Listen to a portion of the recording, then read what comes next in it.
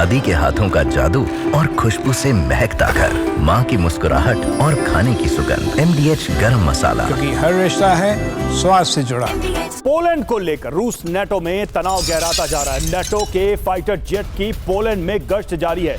सीमा के बिल्कुल पास NATO fighter jet की गश्त चल रही है। रूस ने दी नेटो को अंजाम भुगतने की चेतावनी।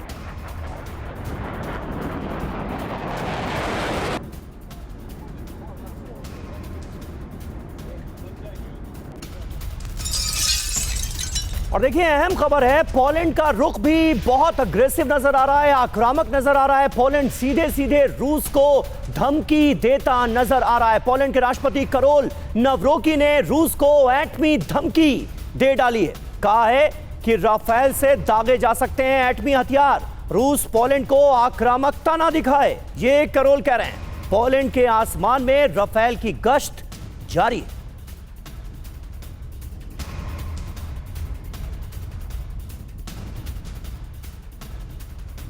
तो पोलैंड के राष्ट्रपति की रूस को सीधे सीधे एटमी धमकी नजर आई।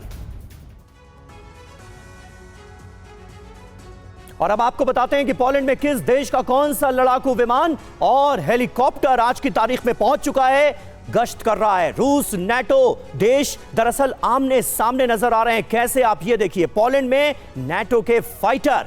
फ्रांस की बात की जाए तो राफेल फाइटर जेट फ्रांस का, वो पोलैंड में पहुंच चुका है और पोलैंड के आसमान में गश्त करता नजर आया है। ब्रिटेन की बात की जाए तो typhoon fighter jet British fighter jet है, यह भी पहुंच चुका है पोलैंड। इसके अलावा P-8 पोसाइडन विमान भी ब्रिटेन का ही है और यह भी पोलैंड पहुंच चुका है।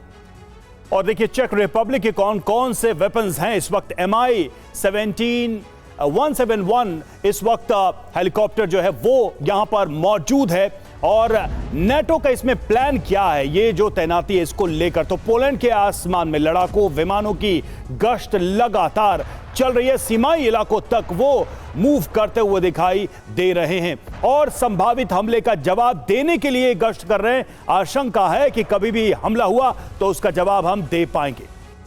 जी हां, तो पोलैंड को लेकर नेटो एकजुट हो चुका है। नेटो की एक्टिविटी क्या है, इसके बारे में भी आइए पूरी डिटेल आपके सामने जल्दी से रख देते हैं। पोलैंड में नेटो के फाइटर महायुद्ध का नया चैप्टर कैसे खुल गया है, यह समझिए। संदेश देखिए क्या है। नेटो अपने पूर्वी मोर्चे की सुरक्षा के लिए बेहद एक्टिव मोड में है। जेट की उड़ान लगातार हम देख रहे हैं। नेटो के क्विक रिएक्शन अलर्ट का इसे हिस्सा माना जा रहा है। रूसी विमानों की गतिविधियों पर निगरानी के लिए हवाई गश्त लगातार की जा रही है। कर्नल मलिक, किस तरह से आप देख रहे हैं इस डेवलपमेंट को? एक तो नेटो की तरफ से ये बड़ी तैयारियां, सारे फाइटर जेट्स जो हैं वो पोलैंड के आसमान में गश्त करते हुए नजर आ रहे हैं, और दूसरी तरफ ज़पैट 2025 जिसका नाम जो है उसमें वॉर प्रैक्टिस जुड़ा हुआ है, युद्धाभ्यास जुड़ा हुआ है, लेकिन ऐसा लग रहा है कि सीधे सीधे सीधी जंग की तैयारी की जा रही।